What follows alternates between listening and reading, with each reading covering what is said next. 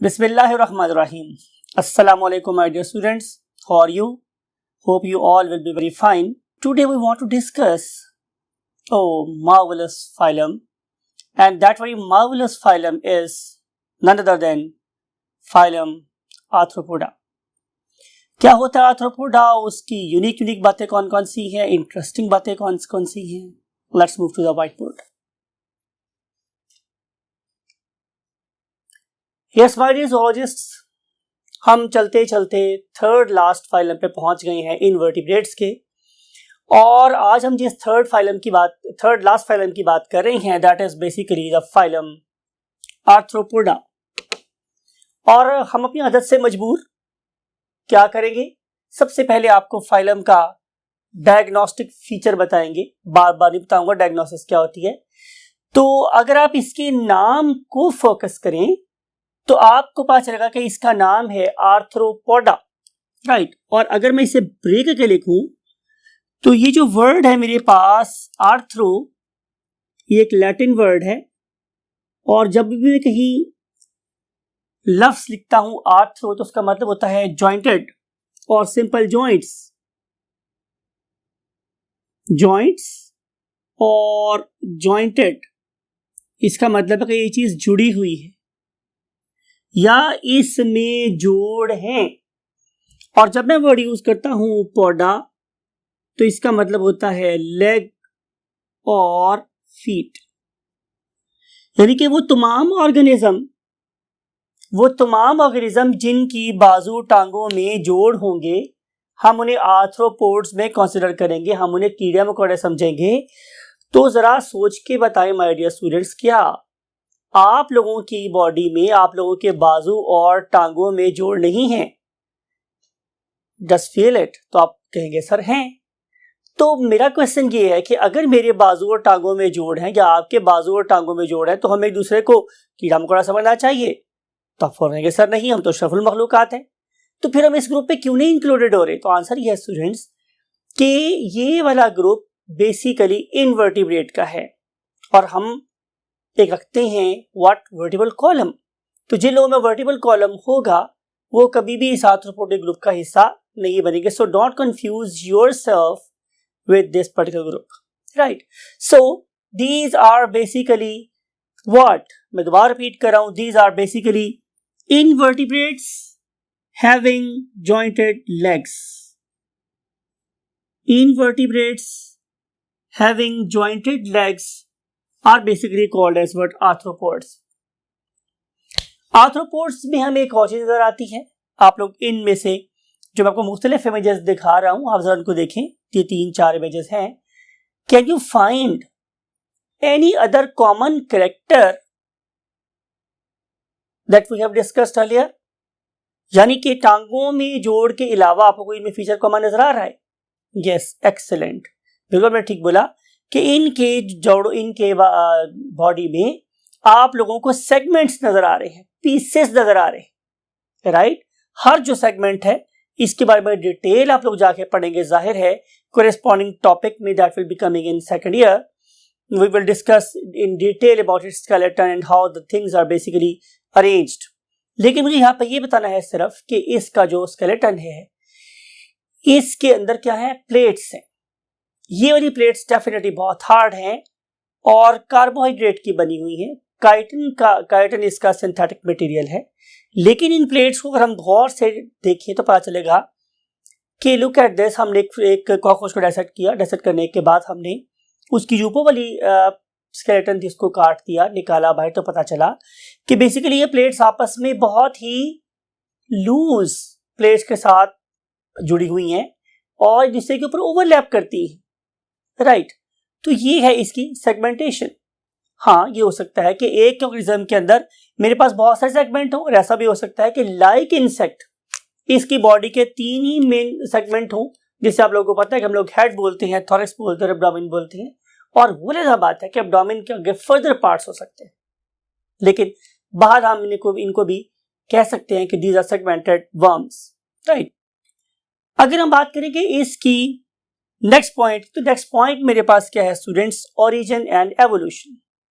अगर आपको याद हो तो हमने अपने प्रीवियस फाइलम में ही, जिसका नाम क्या था, एनालिडा, हम लोगों ने कहा था कि दे हैव बेसिकली सेगमेंट्स।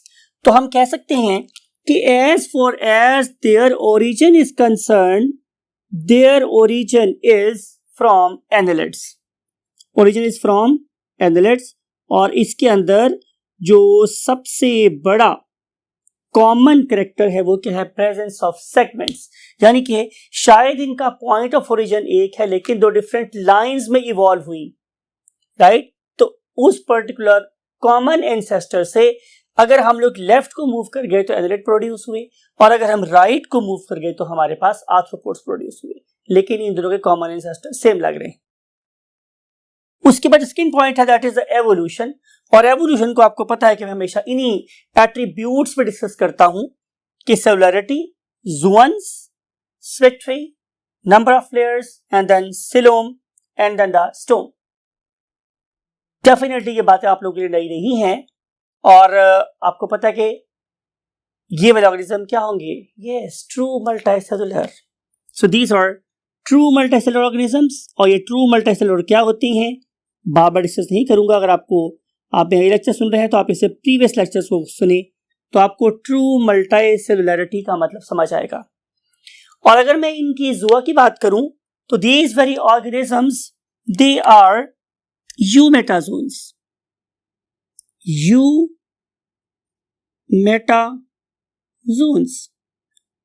और आपको पता है कि वो तमाम ऑर्गेनिजम्स कि जिनके अंदर टिश्यू लेवल या उससे हायर लेवल ऑफ ऑर्गेनाइजेशंस होंगी, हम उन्हें बोलेंगे यूमेटाजोन्स। और आपको ये भी मैंने बताया था कि यू का मतलब होता है मॉडर्न किस्म के, ये यूमेटाजोन्स है। और आपको ये वाली बात भी याद है कि जो ही हम लोग फाइलम डायडेरियन से ऊपर निकले थे तो बाकी सारे के सारे ऑर्गेनिज्म की सिमेट्री कैसी हो गई थी, बायलैटरल।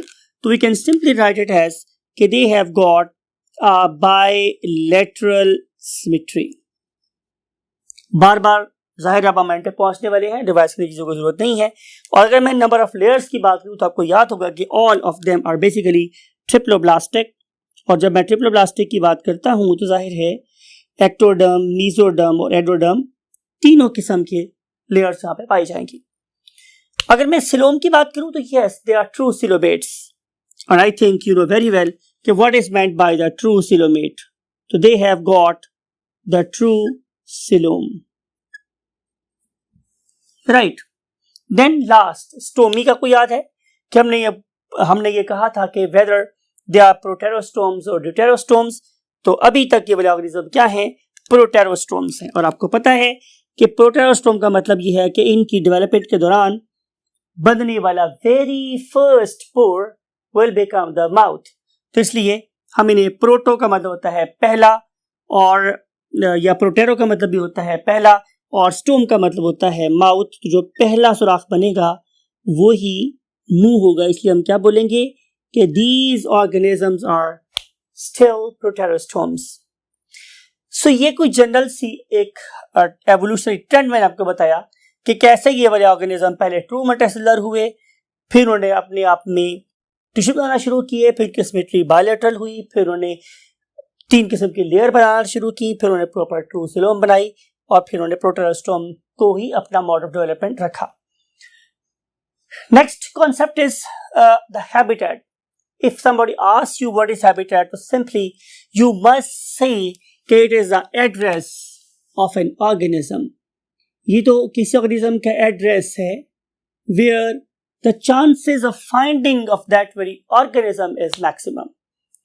मिसाल के तौर पर अगर मैंने फिश से मुलाकात करी तो जाहिर है मुझे डेजर्ट में जाना पड़ेगा। डेजर्ट में आपको बहुत सी मछलियां इधर चलती हुई नजर आएंगी, am I right? तो आंसर है सर, डेजर्ट में मछलियां।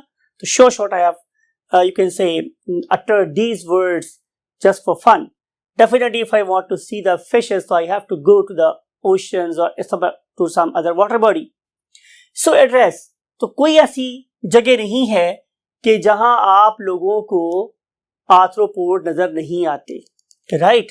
एवरीवेयर, हर जगह आप लोगों को आर्थ्रोपोड मिल सकते हैं, चाहे वो समंदर है, यानी कि हम कह सकते हैं कि चाहे वो हमारे डेजर्ट्स हो, ठीक है, चाहे वो हमारे क्या कहते हैं फील्ड्स हो, हमारी प्लेन्स हो, हमारी वाटर बॉडी की अगर मैं बात करूं तो दो किस्म की वाटर बॉडी हो सकती है, या तो वो फ्रेश वाटर हो सकता है, yes you can find arthropods in fresh water bodies, and you can also find these particular marvellous creatures in marine water as well. तो इसमें कोई ऐसी मुश्किल बात नहीं है। एक पॉइंट जो मैं पीछे वाले बोर्ड पे मैं लिखा था लेकिन मैं भूल गया आप लोगों को बताना, दैट वाज अबंडेंस। तो ऐसा करते हैं कि हम इस पर्टिकुलर चीज को यहीं पे डिस्कस कर लेते हैं कि अगर मैं अबंडेंस की बात करूं तो ये ऑर्गेनिज्म दुनिया की 80% स्पीशीज बनाते हैं। तो जब मैं बात करूंगा कि 80% स्पीशीज बनाते हैं तो इसका मतलब ये होगा कि उनके अंदर वेरिएशंस, वैरायटीज बहुत ज्यादा हैं। हमने ये नहीं कहा कि वो दुनिया में सबसे ज्यादा, हम ये बोल रहे हैं कि वैरायटीज बहुत ज्यादा है। तो इस लिहाज से they are very very abundant, perhaps they are making the second largest group on the face of earth, right. अब हम बात करेंगे साइज और शेप की। तो अगर मैं इसके साइज की बात करूं तो yes, they can be very small, ये बहुत स्मॉल हो सकते हैं, they can B so small that we have to use microscope to carry out their observations, or they can be meters long, no doubt at all. तो इसके अंदर भी हम लोगों को great diversity नजर आती है in the terms of size. For example, a dust mite, हमारी जो गर्द होती है, अगर आप कभी अपने घरों के दरवाजों को, रोशनानों को देखें जो बहुत बहुत असर तक साफ नहीं होते, तो वहां पे डस्ट जमा हो जाती है, राइट। अगर आप उस पर्टिकुलर डस्ट को देखें तो बज़ाहिर आपको उसमें कोई लाइफ नजर नहीं आएगी, but look at this scan, आप इस स्कैन को देखें, इसमें आप लोगों को एक डस्ट माइट नजर आ रही है that is extremely small but it is very very dangerous. Plus अगर आप लोगों को बचपन में कभी जुओं का सामना करना पड़ा हो तो उनकी जो टिक्स होती हैं और माइट्स होती हैं आल्सो वेरी स्मॉल, बड़ी छोटे साइज की होती हैं। और इसकी निस्बत में अगर आप लोग लॉन्ग ऑर्गेनिज्म की बात करें तो ये जो हमारे पास प्रॉन्स हैं और क्रैब्स हैं, they can be literally very large organisms. So बहुत ज्यादा वेरिएशन में नजर आती है in the terms of size. और अगर हम बात करेंगे इनकी शेप की, तो शेप में भी yes, you may find all these 7 or 8 images. आपको इन सब में कोई चीज शक्ल के लिहाज से कॉमन नजर नहीं आती, एक्सेप्ट इस बात के कि इन सब की लेग्स में जॉइंट्स हैं, और दूसरी बात ये हो सकती है कि they have the segments. Otherwise, look at the variety in terms of what shape. तो आपको बहुत किस्म के ऑर्गेनिज्म, समंदर में रहने वाले, पानी में रहने वाले, खुश्कियों में रहने वाले, हवा में उड़ने वाले, or perhaps is a literally very very diverse group in these, you can say, groups of kingdom Animalia. And now we want to discuss the DS. DS stands for digestive system. क्या खाते हैं, क्या पीते हैं? तो अगर मैं ये कहूं कि कुल्लु मन अलैहा फान व यबका वजहु रब्बिका ज़ुल जलाली वल इकराम, कि जो कुछ भी इनके पास आएगा सब कुछ फना हो जाएगा। कुल्लु मन अलैहा फान, कुछ भी नहीं छोड़ेंगे ये। यानी कि मुख्तलिफ किस्म की जो इंसेक्ट्स हैं, they are capable of exploiting their resources around them. चाहे वो हमारे पास डेजर्ट हो, चाहे वो पहाड़ हो, चाहे वो हमारे पास कोनिफर टॉल ट्रीज हो, राइट, चाहे वो समंदर का बॉटम हो, वट एवर, कहीं भी, जहां कहीं भी इन ऑर्गेनिज्म को फूड मिलेगी, they will reach over there and definitely they will share of course their part. So ये भी याद रखना होगा कि they normally share what a lion share. और हम बात करेंगे आगे कि डाइजेस्टिव सिस्टम किस तरह का है, कहां से शुरू होता है। तो पहली बात यह है कि हम डिस्कस करेंगे इसकी फूड के बारे में।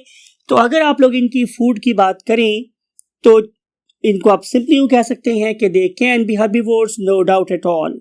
मैंने बोला कि इनके इर्द गिर्द जो कुछ भी नजर आएगा, फॉर एग्जांपल क्या आप इन पत्ते खाने वाली चींटियों के इमेजेस को देखें तो आपको नजर आएगा कि किसी किसी के पत्तों को कितने आर्टिस्टिक वे में काट रही हैं और इन्हें लेके जा रही हैं, right. Then you may see what carnivore, आप लोग इस मेंटिस को देख सकते हैं। तो ये जो हमारे पास एक मेंटिस है, it is a very very strong predator of its, you can say prey. एक जस्ट में, एक छपट में यह करेगा, अपनी शिकार को अपने बॉडी का हिस्सा बना लेगा। फिर इसके अलावा हम लोग बोलते हैं other one are called as what, omnivores. Whenever we say the word omnivore, इसका मतलब तो पक्का पक्का ये है कि ये जो कुछ भी मिलेगा खा जाएंगे, चाहे वो हमारे पास हर्ब्स हो, चाहे वो हमारे पास फ्लैश हो। So these are the various types of their foods.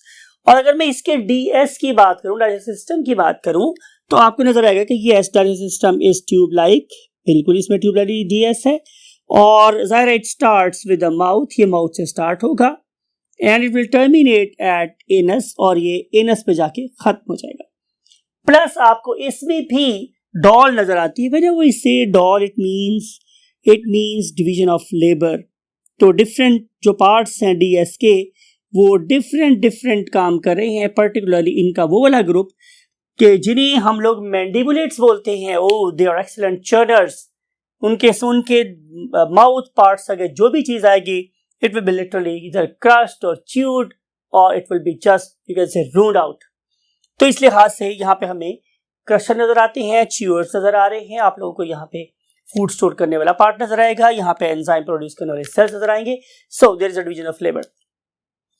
And now we want to move to the next thing. And next concept is respiration. Oh my God, respiration में भी ये कमाल है, because कि अगर आप इन पर्टिकुलर ऑर्गेनिज्म को देखें जो हमारे टेरेस्ट्रियल एनवायरनमेंट में रहते हैं, हमारी लैंड में रहते हैं, तो they can respire by means of a very advance system of respiration that is called as a tracheal system. और आप लोग इस पर्टिकुलर ट्रैकियल सिस्टम को आप डिस्कस करेंगे अपनी इसी बुक के चैप्टर नंबर 13 में। वहां पे हम डिस्कस करेंगे बहुत डिटेल के साथ कि ये tracheal system definitely chitinous material का बना होता है। इसमें इनलेट वेल्व्स होते हैं, इसमें आउटलेट वेल्व्स होते हैं, इनके अंदर प्रॉपर रेस्पिरेटरी सेल्स होते हैं और ये रेस्पिरेटरी सेल्स बेसिकली एक्सचेंज में काम आएंगे। और इनलेट वेल्व्स जो हैं वो डेफिनेटली एयर को इनहेल करने में काम आएंगे और जो हमारे पास एक्सीलेंट वेल्व्स हैं वो हवा को बाहर निकालने में काम आएंगे। बाकी ये सारी बातें हम आपसे डिस्कस करेंगे, लेकिन आपको यहाँ पे ये बात याद रखनी है कि they have got a special respiratory system and that very system is called as nothing other than tracheal system. नाम याद रखना आप लोगों के लिए बहुत जरूरी है। लेकिन ये तो बात की बाय स्टूडेंट्स, मैंने किस में ये वाली बात की मैंने टेरेस्ट्रियल ऑर्गेनिजम्स में, but what will happen in case of the aquatic organism. तो एक्वेटिक ऑर्गेनिज्म में चलिए पहले एक और ग्रुप की बात करते हैं, उनका नाम होता है एरेक्निड्स। आपने एक मूवी शायद नाम सुना, उसका नाम होता है एरेक्नोफोबिया। एरेक्नोफोबिया जो मूवी है it is regarding the fear of spiders. तो उस पर एक मूवी बनी हुई है बहुत जबरदस्त किस्म की और उसमें भी कंट्रीब्यूशन शामिल है एक्सोलॉजिस्ट का जो बेसिकली ट्रेन करता था किसको, हमारी स्पाइडर्स को, और हमने उन पर्टिकुलर स्पाइडर्स से एक्टिंग करवाई है। So that is a wonderful movie if you want to see it. तो थोड़ा हम डिस्कस कर रहे थे कि हमारी स्पाइडर्स में रेस्पिरेटरी सिस्टम किस तरह का है। तो आंसर है कि उनके अंदर बुक लंग्स होते हैं, बुक लंग्स। लेकिन अगर मैं बात करूंगा उन ऑर्गेनिज्म की जो पानी में रहते हैं, एक्वेटिक हैं, तो वो वाले ऑर्गेनिज्म जिस तरीके से सांस लेंगे तो हम क्या बोलते हैं, गिल्स। तो जाहिर है ये ऑर्गेनिज्म अपने अपने एनवायरनमेंट में वेरी ब्यूटीफुली अडेप्टेड हैं। तो they can obtain oxygen, they can give off CO2 and definitely their every cell is making of course energy that is very much essential to continue its life processes. Move to next column. और now we want to discuss the circulation. ये जो organism है आप कह सकते हैं कि इनके पास फर्स्ट टाइम एक किस्म का हार्ट प्रेजेंट था, ठीक है, और फर्स्ट टाइम आप लोगों को यहाँ पे एक सिंगल एओर्टा का कॉन्सेप्ट नजर आया और आप लोगों को यहाँ पे एक ओपन सर्कुलेटरी सिस्टम नजर आया। सो ये जो चीजें थी ये हम लोगों को आर्थ्रोपोडा में ही मिलती हैं। एक multi chambered heart, then a single aorta and then a circulatory system that basically going to release body fluid, that is basically the hemolymph. And if you look at the characteristic of hemolymph, तो ये वाला जो hemolymph है it is transparent and being transparent, common sense, it lack any sort of respiratory pigment, कोई नहीं है यहाँ पे।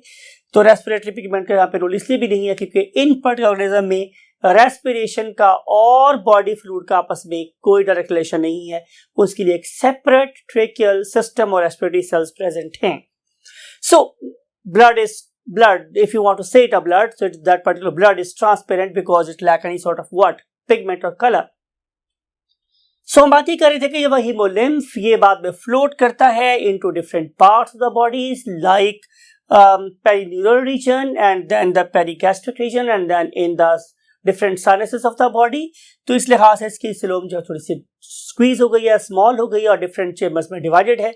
लेकिन इसका सबसे बड़ा फायदा ये हुआ माय डियर स्टूडेंट्स कि इस पर्टिकुलर डिस्ट्रीब्यूशन की वजह से पूरी बॉडी के अंदर जो सिलोमिक फ्लूइड है वो डिस्ट्रीब्यूट हो गया या रोटेट करता रहता है या गर्दिश करता रहता है। Now we want to see the excretion.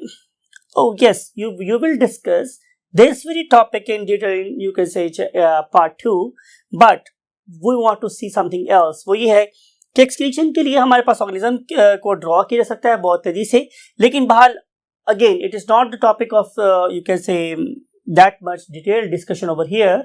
हम यहाँ पे सिर्फ आपको ये बताएंगे कि इस पर्टिकुलर ग्रुप में जो एक्सक्रीटरी ऑर्गन है उनका नाम क्या है। तो आंसर है मैलपीगियन, Malpighian। I don't know why different, you can say even teachers utter this word Malpighian. It can never be Malpighian because there is no H after P. So we will call it as Malpighian, Malpighian tubules। और ये जो हमारे पास Malpighian tubules हैं, they are attached, important to note, they are attached with the digestive system, right? Or these particular Malpighian tubules, they basically float into the hemolymph and gather waste product at its distal end। आपको पता है distal क्या होता है, दूर वाला, proximal क्या होता है, पास वाला। तो डिस्टल एंड से ये वेस्ट प्रोडक्ट को पकड़ती हैं और इसे कॉन्सनट्रेट करती आखिरकार उस पर्टिकुलर एमोनिया को यूरिक एसिड के क्रिस्टल्स में कन्वर्ट कर देती। So these particular organisms, they are basically uricotalic। Whenever I use the term uricotalic, it means they are going to excrete uric acid। तो ये यूरिक एसिड को release करती हैं in the form of dry crystals. इसका मतलब ये होगा कि इन ऑर्गेनिज्म में ये एबिलिटी है कि वो जीरो वाटर के साथ भी अपने एक्सक्रीटरी प्रोडक्ट्स को बॉडी में से निकाल सकती है। तो इन the terms of excretory system, perhaps insects or the arthropods are the most superb organism on the face of earth। no other match in the terms of utilization of the water excretion। And now we want to move to the next thing that is called as a nervous system। तो हम जिस organism को again वही बात है detail में discuss करेंगे part 2 में, that is of course a cockroach. लेकिन इसके अलावा भी यहाँ पे बहुत ऑर्गेनिज्म है, तो हम बातें करेंगे आर्थ्रोपोड्स की। तो आर्थ्रोपोड्स जो आपको नजर आता है बिल्कुल बहुत ही ज्यादा एडवांस किस्म का सेफेलिक रीजन, और मैंने बहुत 2-3 पिछले चैप्टर से मैं बार बार वर्ड यूज कर रहा हूं, सेफलाइजेशन, हेड रीजन का बड़ा हो जाना, right. Number of intermediate neurons should be higher than the normal one, तो तभी सेफेलिक रीजन डेवलप होगा। तो यहाँ पे आप लोगों को बिल्कुल नजर आते हैं क्या, सेरिब्रल गैंग्लिया। और जब भी मैं वर्ड यूज करता हूं cerebral, it means it is pertaining to your khopdi, cerebral, right. So this there are the cerebral ganglia. कोई बंदा आपसे पूछे गैंग्लिया क्या होता है, तो आप बोलेंगे कि ये spherical mass of accumulated neurons है, कि जब न्यूरॉन्स आपस में इकट्ठे होकर एक कोई स्फेरिकल सा मैस बना लेंगे तो मैं उसे बोलूंगा गैंग्लिया। तो स्फेरिकल गैंग्लिया हमारे पास प्रेजेंट है, प्लस इसके अलावा यहाँ पे थोरेसिक गैंग्लिया प्रेजेंट होंगे। फिर इसके अलावा नजर आएंगे हम लोगों को एब्डोमिनल गैंग्लिया, और इन सारे के सारे गैंग्लिया को जोड़ने के लिए मुझे नजर आएगी VNC। Whenever I use VNC word, इसका मतलब होता है वेंट्रल नर्व कॉर्ड। बहुत दफा बताया आप लोगों को कि unlike us, their nervous system is on ventral side, while we people have got nervous system on dorsal side। There's a marked difference even in the surgery of these organisms as compared to the vertebrates। इस ventral nerve cord की position कहाँ होती है, आइए इसको हम समझते हैं इस डायग्राम के साथ। Look at this is the organism, और बहुत रफ सी डायग्राम बना रहा हूं मैं आप लोगों के लिए। तो अभी मैंने क्या बोला कि इस पर्टिकुलर जोन में जो मेरे पास गैंग्लिया हैं, those are basically making the cephalic ganglia, और यहाँ पे जो गैंग्लिया हैं those are present, they are called thoracic ganglia. और अगर यहाँ पे एब्डोमेन है 1 2 3 4 5 6 7 8 फॉर एग्जाम्पल, तो इसकी नीचे वाली साइड पे हर एक सेगमेंट पे गैंग्लिया हैं। These particular ganglia, they are lying on ventral side। Remember, ये वेंट्रल साइड पे हैं अनलाइक अस, और इनको आपस में जोड़ने वाली जो नर्व है उसका नाम क्या है, जाहिर है वेंट्रल नर्व कॉर्ड, राइट।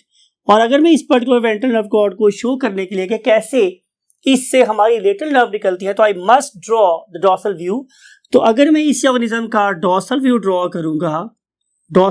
करूंगा तो मुझे नजर आएगा कि यहाँ पे गैंग्लिया हैं, यहाँ पर गैंग्लिया हैं। सिमिलरली इन सेगमेंट्स में सेंटर में गैंग्लिया हैं, समवेयर हियर। और ये जो गैंग्लिया हैं all of them are connected by means of course ventral nerve cord. ये नीचे वाली साइड पर है, इसकी मैंने जो ऊपर वाली प्लेट्स है वो उतार दी है मैंने। तो फिर इससे निकलती हैं यहाँ पे साइडों पर लेटरल नर्व्स, ये वाली, ये जाहिर है एसेंशियल हैं to gather information from the surroundings. तो ये है इसका nervous system that is very very much advanced, बहुत ज़्यादा एडवांस है। तो इस लिहाज से आप लोगों को नर्वस सिस्टम ज़्यादा एडेप्टेड नजर आते हैं ऑर्गेनिजम्स के अंदर। And now we want to discuss last topic of the day and that is skeleton and locomotion. और जैसे डिस्कस किया था मैंने आप लोगों के साथ कि स्केलेटन इट इज एक्सटर्नल, ये बाहर पाया जाता है। It is very tough, right, it is very tough but it is very light. और जिस पर्टिकुलर मटेरियल में ये खूबी पाई जाती है that is none other than chitin. And I think you know very well कि chitin is basically a carbohydrate. It is basically a carbohydrate. Right. Next, कि अगर आप इस पर्टिकुलर ऑर्गेनिज्म को देखेंगे तो आपको पता चलेगा कि ये जो काइटिनस प्लेट्स हैं they are performing many jobs. For example, अगर आप इस पर्टिकुलर डायग्राम को देखें तो नजर आएगा कि आपको इसकी लेग के ऊपर प्रेजेंट काइटिन के अंदर वाली साइड पे मसल्स लगे हुए नजर आ रहे हैं।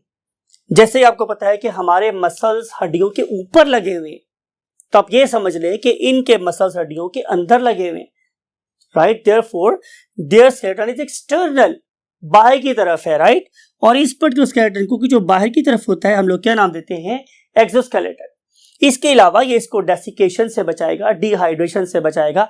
कहा जाता है कि अगर किसी जगह पर एटम बम गिरा दिया जाए तो तब भी वहां पे जो मखलूक नहीं मरेगी वो शायद हमारी क्या है, कॉकरोच। और उसकी रीजन यही है कि अल्लाह ने उसको एक बहुत लाइट लेकिन बहुत ही टफ किस्म का क्या दे दिया है, cover, and that cover is nothing other than chitin, right.